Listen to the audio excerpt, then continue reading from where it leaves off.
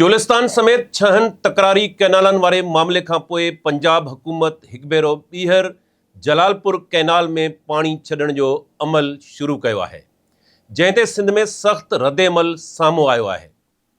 सिंध जी कॉमपर्स तंज़ीमुनि, सियासी पार्टियुनि ऐं आबादगार तंज़ीमुनि जो मौक़िफ़ आहे त इहो क़दम 1991 वारे पाणी ठाह गॾियल मुफ़ादनि वारी काउंसिल CCI जे तइ थियल असूलनि ऐं इरसा जे ज़ाब्तनि जी रूह जी मुकमल तौर ते भंज कड़ी आहे। उन्हनि जो चवणु आहे त पाणी जी विरछ बाबति सूबनि विच में मौजूदु तकरारनि जे मुकमल हल खां अॻु अहिड़े मंसूबे खे अमली शिकिल ॾियणु बैनुल सूबाई एतमाद खे वधीक नुक़सानु पहुचाईंदो।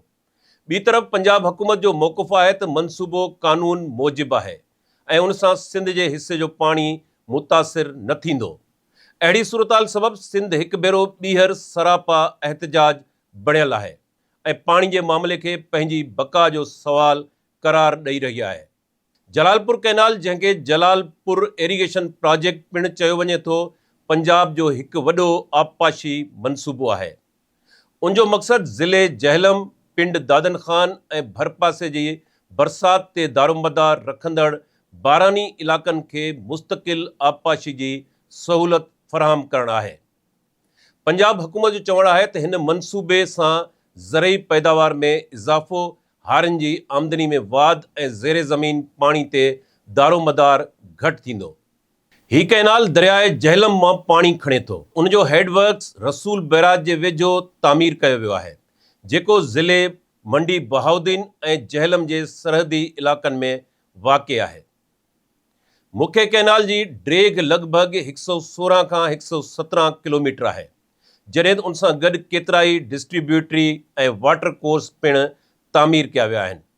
हीउ कैनाल ज़िले जहलम मां गुज़रंदे पिंड दादन ख़ान ऐं भरपासे जे इलाइक़नि ताईं पहुचे थो, जितां मुख़्तलिफ़ शाख़नि वसीले ज़रई ज़मीनुनि खे पाणी फ़राहम कयो वेंदो।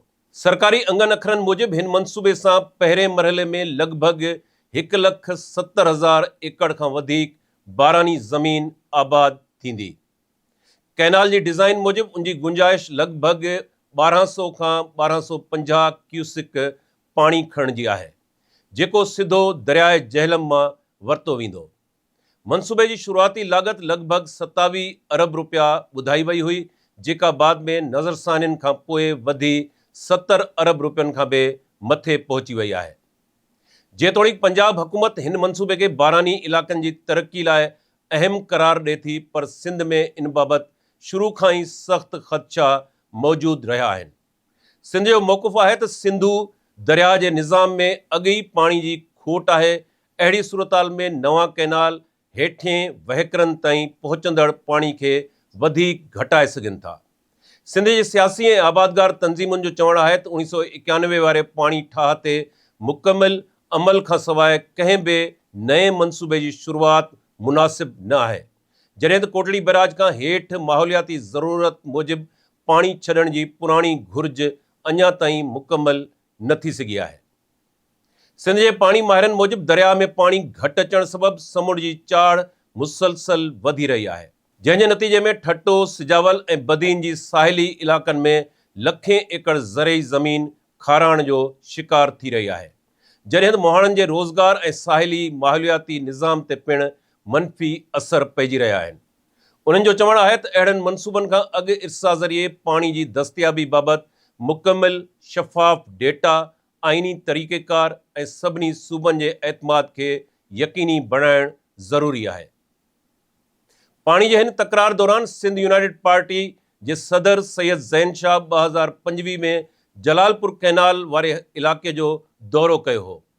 उन मौक़े ते हिन ख़दशो ज़ाहिर कयो हो त जलालपुर कैनाल वसीले सिंधू दरिया जो पाणी मुंतक़िल करे पंजाब जी लखें एकड़ ज़मीन आबाद करण जो मंसूबो जोड़ियो वियो आहे। संदसि चवणु हो त जेकॾहिं सिंध जे पाणी ते वधीक मंसूबा ठाहिया विया त हेठिएं वहिकरे में रहंदड़ माण्हुनि, ज़रात ऐं साहिली माहौल खे वधीक नुक़सानु पहुचंदो।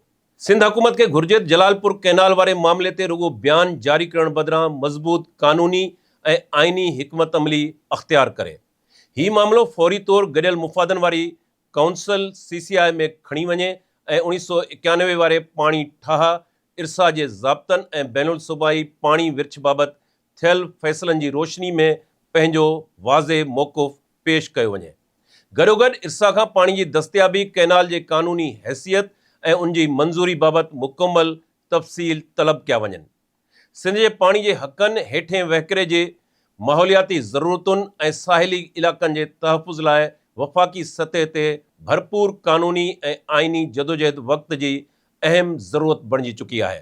जलालपुर कैनाल हाणे रुगो हिकु आबपाशी मंसूबो न रहियो आहे, पर पाणी जी विरिछ 1991 वारे पाणी ठाह इरसा जे किरदार, गॾियल मुफ़ादनि वारी काउंसिल जे इख़्तियारनि ऐं वफ़ाक़ी निज़ाम में सूबनि जी आइनी हक़नि बाबति जारी बहस जो अहम हिसो बणिजी चुको आहे।